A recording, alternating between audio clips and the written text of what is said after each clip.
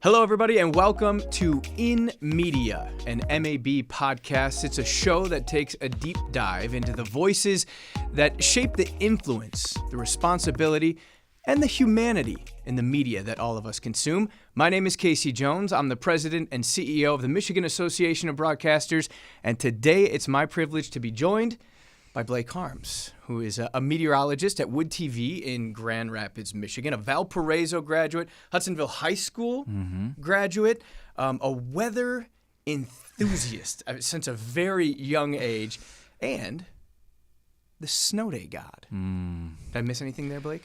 Former colleague of Casey Jones. Former colleague. Yeah. Oh, and the current MAB Young Professional recipient for 2025-26. Congratulations. Thank you. You've done a lot. Yes, former colleagues at Wood TV. It's great to see you again. Thanks for coming on today. Thanks for having me. I say just a weather enthusiast because I really believe that's who you are at your core, knowing you. And knowing that you've been doing this for such a long time. Do you remember like a moment, that moment in your life that drew you to a fascination of the weather and meteorology? There are a few that stick out. One of them is being on the shores of Grand Haven, seeing water spouts as a big thunderstorm was rolling in. I remember that was, I think, 2006, and being like, man, that's so cool. I want to know more about that. But a lot of it really was watching TV. Of course, watched Bill Steffen, Craig James, the likes on Wood. Also would watch some ZZM before America's Funniest Home Videos came on Sunday nights, and got to watch George Lessons and the Weather Channel that they had, 13.2, where it would be radar all the time. I just consumed that all the time, the Weather Channel. So it was a combination of getting to look out the window, be getting experiences in West Michigan, but also watching it on TV. Oh, how old are we talking? Like when did you start? Oh, that would have been second or third grade, so elementary school, mid-elementary school. Okay. Yeah. 7, 8 years old. Yeah, somewhere around there. About then, and I imagine you've been doing this for quite some time now. You were in Lansing at WLNS before you came to Wood TV in Grand Rapids, but you're still a young man. I have to believe that you're not even 30 soaking wet yet. How do you manage that? Because you're going on and telling people about emergencies, severe weather. You've got to earn trust. Yeah. Is that a difficult line to toe at such a young age? Very much so. I remember, Wood TV has long been this beacon of experience and legacy, and joining the team a year and a half into my career was a big gamble they took on me, first of all. But second of all, there was definitely a portion of the viewership that said things like, hey, who let the high schooler on? Who let the intern on TV today? I still get that every once in a while. But I do think that those emergency situations actually help. So we had a few tornado events last year where I got to work alongside Ellen Baca, Sarah Flynn, and getting to relay that urgency. We had the Portage tornado. We had 2 days of each event featuring more than a dozen tornadoes, and I was a part of each of those. And I think being there in those emergency situations helps build the trust, right? Like, even though he looks young, maybe he knows what he's talking about to some extent. I think those are the days that actually help me out the most. It's more the quiet days where I tend to get the young comments a little more. So okay, so you're a weather enthusiast. I'm sure that you had your own green screen or at least your own weather maps. Yep. I know that there's pictures of you on Halloween dressing up like your favorite meteorologist. I've seen those. At what point, and do you remember a moment where you transitioned from weather enthusiast to, wow, I feel the weight of this role?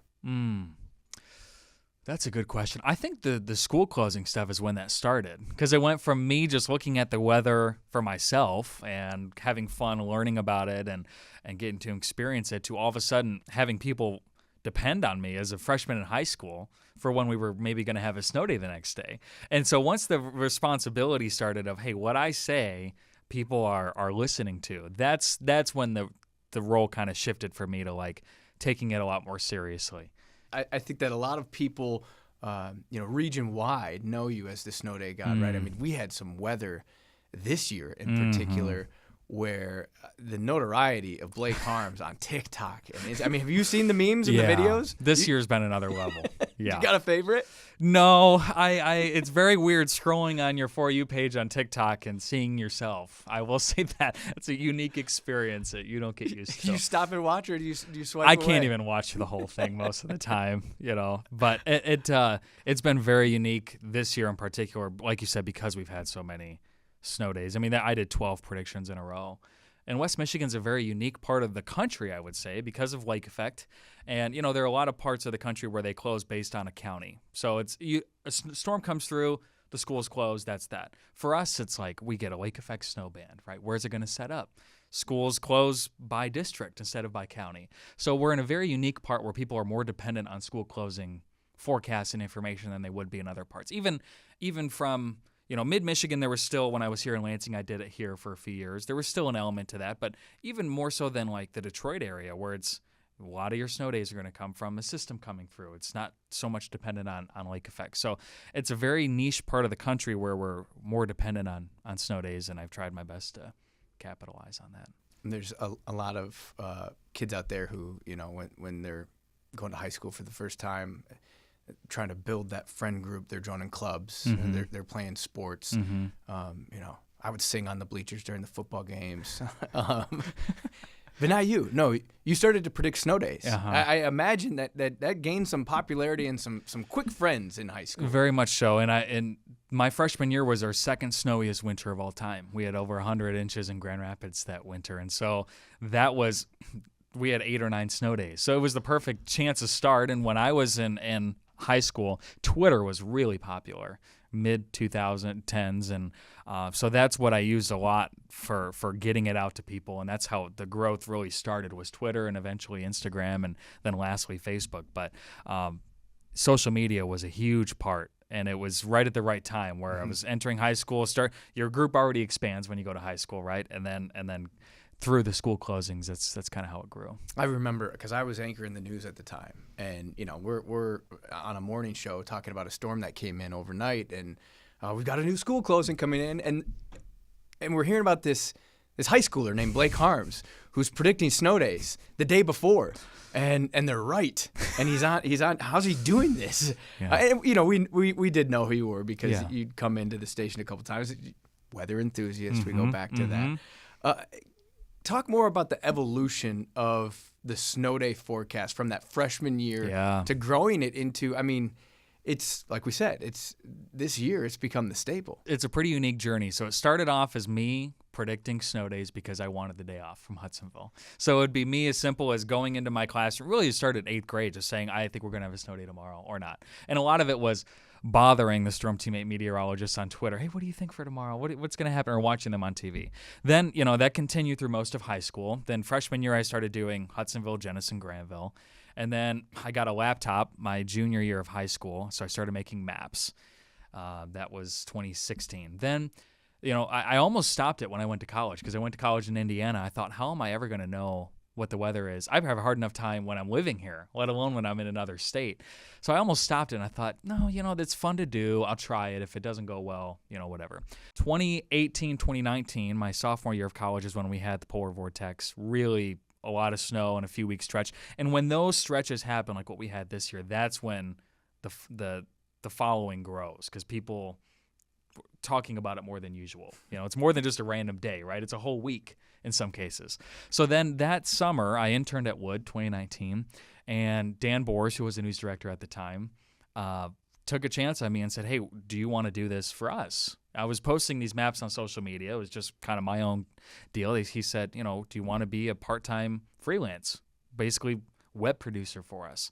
And of course I said yes, and that immediately helped start growing it. We worked to kind of create the website on the woodtv.com, and they plugged it through the newscasts, and it was still still is a digital heavy kind of franchise. But then I did it when I came over to LNS, being sister stations. I did it for both Wood and LNS.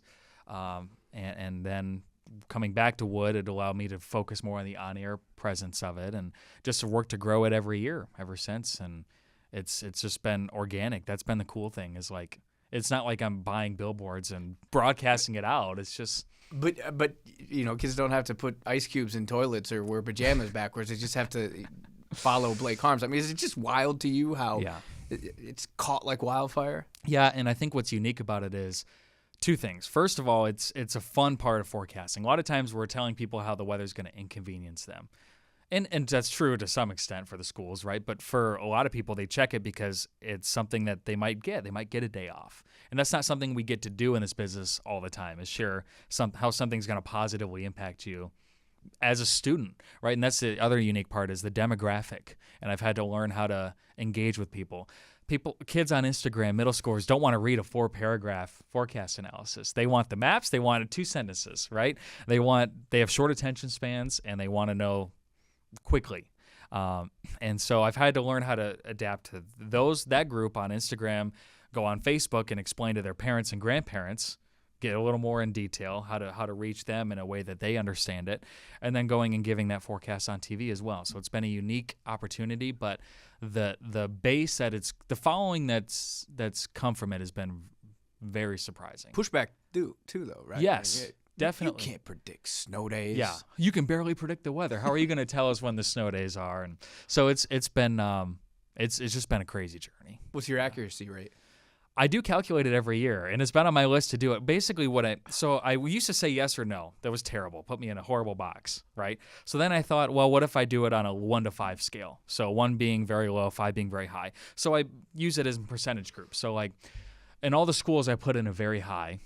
80 to 100% of the schools should be closed. So I judge it based on that scale. And I almost always hit those goals every year. And just to be clear, I mean, this is based on science. I mean, you're looking at the models, and this is where the snow band is, and this is where we're anticipating it'll go. And the timing, there's road science, right? How are the roads going to be impacted? In the early season, the ground temperatures are warmer, so it kind of plays out differently depending on the time of year.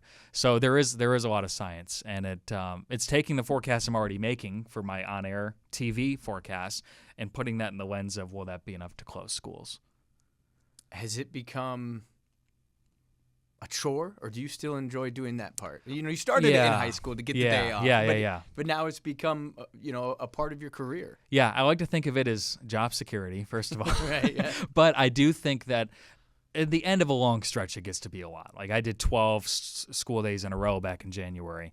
By day 12, the kids are sick of it. When I start seeing comments about, I had the whole week off, I'm ready to go back, then it's like, okay, well, the fun's gone, right? The kids want to get back in a routine. The parents want to get back in a routine. That's when I've had enough. But the first few of the year, the first few big ones, or when a big storm is coming, those are the ones that I really enjoy, when there's a lot of anticipation. Weather here in Michigan is wild. I mean, we've got 8 seasons, it seems like. Is there a season that you like to forecast more than others? That's a hard one. I think I am at my best during severe weather. So I enjoy forecasting that. I think I enjoy trying to spot the worst part of the damaging winds in a line of storms or a tornado. Not to say I enjoy what that brings, but I think that's kind of where I am able to showcase my abilities the best, is during the severe weather. And the best part about that is it comes and goes quickly. With winter storms, we're looking at it a week out. We're trying to decide, okay, when is the right time to start talking about this? And then just hanging on to every model run for a week, hoping that the storm pans out like you said it was going to. The Christmas week blizzard's a perfect example of that, 2022. We told people a week out, hey, you might have to cancel your Christmas travel plans. That's stressful. And then waiting for that to unfold for the next week, that's rough. With severe weather, it comes and goes in a few hours. You can see it maybe a day or two in advance. That's a lot easier for us than the winter storm season. Of course, there's the more of a buildup with winter storms, which can be positive, but severe weather comes and goes more quickly. I always wonder how you guys feel after you predict a major storm, a major system, or tell people to cancel their plans, and then it doesn't happen. Like, I always think about you guys. I appreciate that. You're one of the few, probably in a positive way. I wonder how they're doing. It's hard. In fact, there was a storm in February of last year, and we can remember them. We remember them like we thought 3 days out, oh, this is going to be a 6 to 12 inch at least. And then it comes to, we get dry slotted, forecast downtrends, we end up with 2 inches, and we have people in our messages and our emails, what have you done, People are a lot more understanding now. I think our chief meteorologist, Ellen Bach, has done a great job of leading the team of peeling back the curtain, right? It used to just be, here's what we think is going to happen. Boom, boom, boom, boom, right? And it's turned into a lot more of, here's why we think this is going to happen. Here's what could go wrong in this forecast. People are a lot more open to that, I think, and they appreciate that more when we're honest with them than when we go hardline and say, commit to something. And that can be seen as a cop-out in some ways, but the weather's never black and white. So I think getting to share it from more of that perspective of, here's what we think, here's how that forecast could go wrong, here are the main components of that, I think that's been a net positive. So that when forecasts don't pan out as we think they're going to, then that gives us more of an opportunity to explain and educate. Is that February one last year the one that really sticks out to you? That's Yeah. the one I missed, or is there? Yeah, because there were like 2 or 3 in a row. There was that storm that didn't pan out. Then there were 2 others that weekend that just completely, we'd said 4 to 7 inches, and we ended up with like a half inch. And Why is that? You don't have to. I mean, variety of factors. That one, it was an east wind, dry air got worked in, and I can promise you though, there's no one that's more frustrated by that than us, right? I think people think that we just go on with our day. No, we carry that. Are you able to ever just go on with your day and not be Blake Harms, the meteorologist? I mean, or do you like walk outside in the morning and you're like, winds in the east, storm's coming more through. Clouds than I thought. Yeah, 100%. Cumulus nimbus. Yeah. I'm always looking at the forecast, or examining, when I'm driving on the road, well, more sunshine than I thought today. Interesting. Or, man, I said it was going to be sunny today, and it's completely cloudy, even on my off days. So we are, at least for me, I'm always thinking about it, the internal for dialogue. better or worse. Yes. And probably while you're shopping at Meyer Family Fair, wherever you're going. Yeah, the Meyer grocery store, someone walks up and makes a comment about how, it's been warm or whatnot. Or thankfully, we don't usually get approached about our wrong forecasts. What is it that still? What type of weather event do you find your heart start to beat a little faster? That adrenaline start to pump a little harder?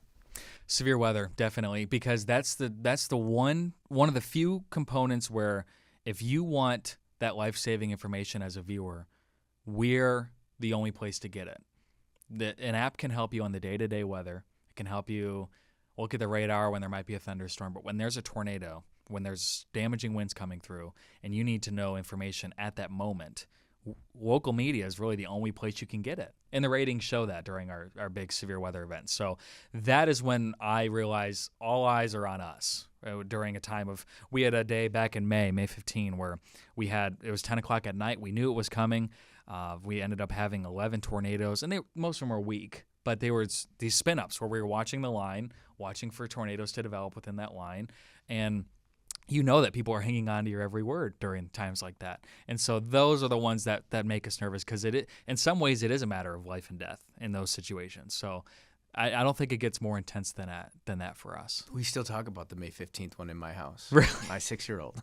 The sirens went off in Ottawa County that night, right? They're right on our street. Yeah. We woke them up, went to a neighbor's basement because we don't have a basement. Really? So we had to cross the street in the storm.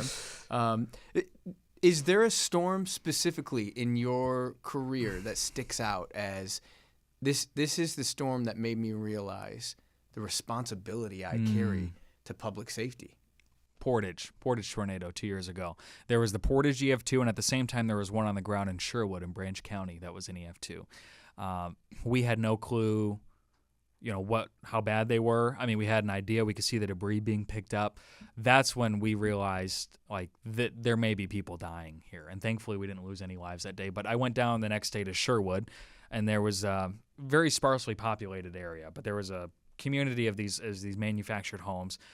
They were rolled over like matchbox cars. They were tossed against a tree. One was wrapped around a tree. There was nothing left. And that was an EF2 tornado. And that's when you're like, man. And Ken Kolker, one of our investigative reporters, talked to someone who hung onto the carpet of their home as their house was being blown away. We had people who had reached out to us and said, we heard you mention our street name. We got down to shelter. Trees fell on our home.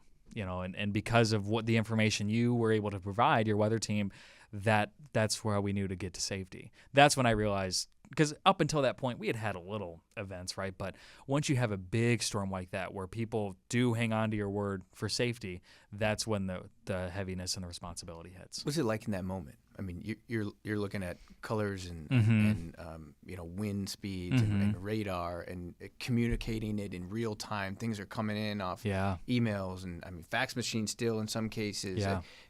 What's the mental clarity in that moment, or the preparation that you have?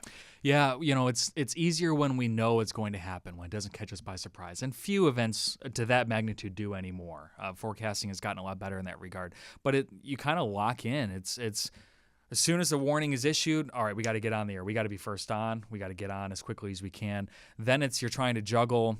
Typically, we have at least 2 or 3 of us in the tracking center, which is a huge help because we're checking National Weather Service communications. We're checking emails back and forth from the newsroom. We've really worked to improve communications so that we can share things as soon as we hear them and once they're verified. You kind of just enter this, for me, this tunnel vision, and there have been comments of you were moving so fast on your radar, zooming in, zooming out, that I was getting dizzy, and I have to slow myself down because you get in this zone of like, okay, where's the rotation? Where is this headed? Where do we need to watch out for? And I'm used to doing that on my phone all the time, right? But when you're doing it on TV, you're trying to get people information as quickly as possible. So it's just, and there have been times where I'll watch our severe weather coverage back and I'll think, man, you've got to, like I've interrupted Ellen or something, just because in that moment I'm like, I see this has to be shared right now. So for people at home, I enter this really intense tunnel vision of like, this is the task at hand. People are tuning in to see where these tornadoes, where these storms are headed. So it is like 3 hours will fly by. We'll look back. We'll look back and say, "Oh my gosh, it's like the May 15th. It was midnight already. We've been on the air for 3 hours, and we just covered however many tornadoes. We don't know in that moment, right? But it's a pretty intense feeling for that time. You just kind of zone out or focus in, and everything else just becomes background noise until it's done. Understandable why. That's where the trust is earned, and a little different, obviously, for you to walk that line of the fun snow day guy, but also the serious severe weather guy to earn that trust, as you talked about it, early in your career. There's got to be mental clarity, mental preparation in moments like that. But what's the decompression like? Like what's the decompression like for you after that Portage tornado, where you're thinking, this is when we could lose lives in? Yeah, it's definitely, thankfully for us, every event we've had so far, once you learn that there are no lives lost, like Portage, there were 15 minor injuries. We had first heard one of the first big tidbits to come in was that FedEx facility collapse. And that sounds really bad when you first hear it. So we kind of were holding our breath for a little while. It's definitely a rush of adrenaline that you kind of come down from. You come down and you say, all right, it transitions from our responsibility to the newsroom's responsibility. We handle the severe weather. They handle a lot of the aftermath and covering the damage and all the stories that come after that. But a lot of times it's late at night. I'm driving home, the radio off, just being like, man, that was a lot, and then you kind of try to just maybe take a breather when you get home, kind of decompress, like you said, just kind of try to take a little time away, which is hard to do sometimes because I'm used to scanning on. So just like with you, I'm sure during big news events, right? Yeah. You're always looking for the latest updates, things that maybe the newsroom hasn't seen yet or whatnot. But I do kind of have to force myself to take a little time away. Always on. Yeah. Do you have a mentor, someone who's helped shape who you are as a meteorologist today, or that you can turn to in a moment like that to reach out to? Is there someone like that in your life? Ellen Baca's been great. Yeah. And there are several people, but for her, she was someone who joined Wood when I was in high school, got to watch how she progressed and how she carried herself. She's a tremendous leader in that she gives us opportunity to excel in the areas that we excel in, and she doesn't hold us back from that. And she's always open for a conversation about how she can help us, how she can support us, and subsequently how we can support her. And she's always someone who provides great perspective in moments like that. And she's obviously being chief meteorologist there for a few years now. I think even her perspective on the job and on the team and on our responsibility has shifted through that. So I know you had the chance to work with her. You probably feel the same way, even just being a colleague, right? But she's been someone where I know I can go to and ask the questions of and get her perspective on, and she's very level-headed and all of that. Do you have like an insane weather stat that you keep in your back pocket when you want to impress people? I have many. I'll give you one right now. Between 1953, I believe, and 1977, there were 23 F4 or F5 tornadoes in the state of Michigan. Wow. Crazy stretch. Since 1977, we've had 0. So we are close to 50 years since our last now EF4 or EF5 tornado. That's one I like to pull out of my back pocket when people say, and thankfully we've had tornadoes the last few years. I think that's helped wake a lot of people up, because there was a while where we had, at least in West Michigan, almost nothing. And it's easy to go numb to the weather that we get here. Well, we get the snowstorms, we get thunderstorms, that's pretty much it. But stats like that help us realize, man, any year could be the year for us. So, is there science behind why we haven't? No, and that's, I'm sure there are many areas you can pinpoint, but none that stick out to me. It's just the ingredients haven't lined up the way that they did during that stretch, but it's still possible. So, yeah, that's a good one. Yeah, you do a lot of outreach to schools. I know you're in the classroom all the time talking to kids about weather, and kids say the darndest things. Indeed. My 3 at home certainly do. So is there a question you've been asked in the classroom that sticks out to you as the wildest? What's funny is someone will say something, and then you can tell all the wheels start turning. Now, when I was a kid, I was terrified of tornadoes, mainly because we didn't have a lot of them in the 2000s. But I think the past few events have helped a lot of the kids to become a lot more comfortable with the idea of tornadoes. So that's been surprising to me. But there are times where people will say, well, what happens if there's a tornado hitting your house, but there's also a fire? Or what if there's also a volcano at the same time or something? And those were ones where I just have to take a moment and think, I'm not sure. Or, people will say, or kids will say, what happens if you get picked up by a tornado? And I always say, well, you don't want to find yourself in that spot, but people survive. Those are the ones, the tornado-related questions. What happens if you get an earthquake tornado, volcano tornado, hurricane tornado at the same time? With a dinosaur. An adult would probably never ask you that question. So you don't know. Yeah, that's when I get kept on my toes. I like to turn it back on my kids. Well, what do you think would happen? I'm sure you can't do that as the weather expert, but that's smart. I know that you consume weather wherever you go, whether you're in the car, in the store. You say it's hard for you to turn off, but I know that you do turn off. Yeah. Because every now and then you'll put on a headset and you'll call races at Berlin Raceway in Marne, Michigan. You're a big NASCAR enthusiast. Would you say as equal to your weather enthusiasm? Yeah. In fact, when kids ask me, like, what do you do in your free time? That's a pretty tough question, because it's like, weather and NASCAR? That's not a very good answer for a lot of people, right?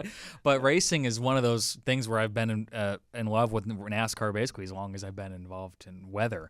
And being a part of the broadcast team for Flow Racing at Berlin Raceway, the general manager there, Jeff Striegel, or the previous general manager, he spent 25 years at the Motor Racing Network. He was calling races on a national level for NASCAR. So he's about as good of a NASCAR broadcaster as you can possibly find. So I've kind of had some sort of mentorship through him as well. So that's kind of a fun way to flex my muscle of, like, I get to broadcast, but it's for something I really love too, in a different way. Getting to usually pit road reporting, victory lane reporting, trying to find the story, stick a mic in someone's face right after they've been wrecked, that sort of deal. That's been really fun for me. And through Nexstar owns the CW. CW now has the O'Reilly Auto Parts NASCAR series, so they've been pushing that hard. So I get to go down to MIS in Brooklyn, and I get to work for the first half of the weekend, and enjoy myself for the second half. So that's definitely one of my passions, is racing and getting to do it through broadcasting. Is there similarities between the two types of broadcasting for weather and NASCAR? I would say so. Definitely have to think on our toes, and racing is a unique one because you're not always looking at one field. It's all these different cars on the track. Any given weekend at Berlin, there are 50 different racers, and you better be able to pick them out when you need to, and 50 different cars. So definitely things change quickly, just like they do in the weather, right? There have been times where I'm mentally preparing. There are 4 laps left. I'm like, okay, what are the questions I'm going to ask this driver? And then he gets wrecked, or a caution comes out with 1 lap to go, and someone else wins. And so there are definitely times where very, very similar, where things change quickly. There are a lot of variables. You always have to be ready to adapt. That severe weather moment is the wreck. Exactly. Right? Exactly or right. the photo finish. Yes. At the checkered Good flag. comparison. Let me ask you just real quickly here. You're a broadcaster, Mm-hmm. and you have public safety in your best interest. I mean, that's the Mm-hmm. work that you do. What do you believe in about the power of local broadcasting that it brings to communities? In a world where social media is obviously a huge part of many people's lives, and pretty much anyone can go out and make a video or make a claim. I see it all the time, even scrolling on TikTok, these local content creators who have the right idea, but are either taking content from a reputable source and claiming it as their own, or just saying things that are lacking context or lacking the journalism aspect or the fact-checking component that we rely on. Makes me realize that we are more important, or our work is more important than it ever has been. Before, you only had a few options, and it was the local stations. Now you have a million options, and we have to continue. It's even more important in my mind to continue our work. So whether it be me turning on the radio in the morning and hearing local people on the air, for me, that can never be replaced. Hearing people who live in the community, providing information, like I said, during severe weather, that can only be provided by us. I mean, there's really no other source that of degreed professionals providing information on a street level basis for your city. I don't think that will ever be replaced. And so to me, that's the main responsibility we have, is remaining local and keeping the content, keeping the investment in local. Because as soon as you lose that, then we're no different than any other source that someone can get on social media. That's the way I view it. Full circle conversation that comes back to that word trust that we Trust. all started with. Mm-hmm. I'll give you the final word here, Blake. Is there something that you'd like to leave the audience with about you, about meteorologists, about snow days, or NASCAR, or broadcasting? That's a good question. I think, the local weather component is so fun, and there are so many times in this broadcasting realm, whether it be meteorology or NASCAR or whatever I'm getting to do, where I have a hard time believing it's my job, and it's there are many days that are challenging. Of course, this is a very unique part in the time in the broadcast industry where there are a lot of changes. There have always been changes, right? But it feels like this change that we're undergoing, this adaptation to online, is pretty daunting sometimes. But getting to realize that I do a job that I enjoy, there's still a need for it, there's still an appetite for it, and that gives me the motivation to keep going. And for any broadcasters out there who maybe struggle, and I know I talk to them all the time who are like, man, what is our mission? It's like, this is staying local, enjoying what you're doing, and getting to deliver that in a way that viewers can easily partake in. I think there will always be a need for that, and it's important to hang on to that passion, I think, because we don't have enough of that as is in this industry. It's hard enough to find the people that are passionate for it, that the ones who are, it's important to stay in it and keep going at it. Yeah. He's Blake Harms. I'm Casey Jones. This is In Media.